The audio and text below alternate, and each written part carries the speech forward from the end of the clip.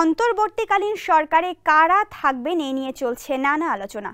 এরই মধ্যে নোবেলজয়ী ডক্টর মোহাম্মদ ইউনূসকে প্রধান করে অন্তর্বর্তীকালীন সরকার গঠনের প্রস্তাব দিয়েছে বৈষম্য বিরোধী ছাত্র আন্দোলন, যা চূড়ান্তও হয়েছে।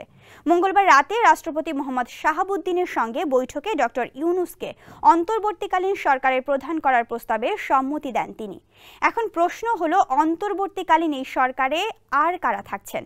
সরকার গঠনের জন্য এরই মধ্যে একটি প্রাথমিক তালিকাও রাষ্ট্রপতির কাছে দেয়া হয়েছে সমন্বয়কদের পক্ষ থেকে, যেখানে 10 থেকে 15 জন রয়েছে বলে জানা গেছে। সূত্র মতে তালিকায় থাকা বাকিরা হলেন ডক্টর সালেউদ্দিন আহমেদ, ওয়াহিদ উদ্দিন মাহমুদ, আলী ইমাম মজুমদার,